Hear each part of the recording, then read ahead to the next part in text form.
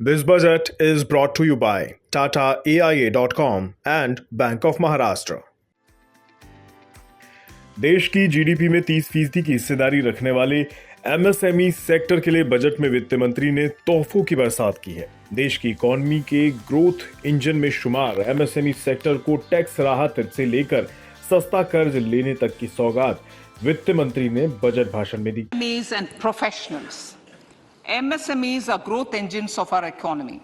Micro enterprises with turnover up to 2 crore of rupees and certain professionals with turnover of up to 50 lakh rupees can avail the benefit of presumptive taxation. I propose to provide enhanced limits of 3 crore and 75 lakh respectively to the taxpayers whose cash receipts are no more than 5%.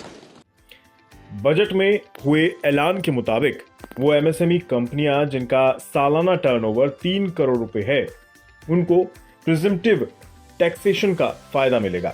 इसके साथ ही 75 लाख तक के turnover वाले चुनिंदा professionals को भी presumptive taxation का फायदा मिलेगा। इसके पहले सीमा 50 लाख और 2 करोड़ थी। हालांकि इस छूट का फायदा केवल उन कंपनियों और लोगों को ही मिलेगा जिनकी नगद प्राप्ति 5% तक है।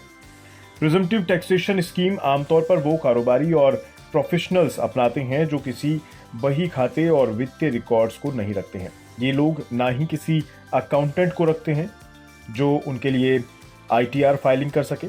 ऐसे में ये प्रिजम्पटिव टैक्सेशन स्कीम उनके बड़े काम की है, जिसमें वो टैक्स के नियमों का पालन करने में सफल रहते हैं। सरकारों ने एमएसएमई के लिए एक बहुत बड़ी डिक्लेरेशन करी है।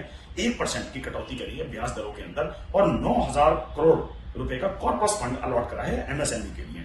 यहां से एमएसएमई को जो बढ़ावा मिलता है वहां से कंट्री की ग्रोथ के ऊपर तो इफेक्ट आता ही आता है, साथ ही साथ कई और नौकरियां भी उपलब्ध होनी शुरू हो जाती हैं। व्यापार की तरफ लोगों की दृष्टि बनती है, दृष्टिकोण बदलता है और टैक्स के अंदर कैपिटल जो गेन्स है, कैपिटल गेन्स के अंदर भी अच्छी रियायतें मिली हैं। एमएसएमई सेक्टर के लिए राहतों का पिटारा केवल यहां तक सीमित नहीं रहा है। बजट में वित्त मंत्री निर्मला सीतारमण ने ऐलान किया कि 1 अप्रैल से क्रेडिट गारंटी स्कीम का नया रूप लाया जाएगा, जिसमें 9,000 करोड़ का आवंटन किया गया है। इससे गारंटी फ्री लोन की इस स्कीम का कुल आकार 2 लाख करोड़ का हो जाएगा।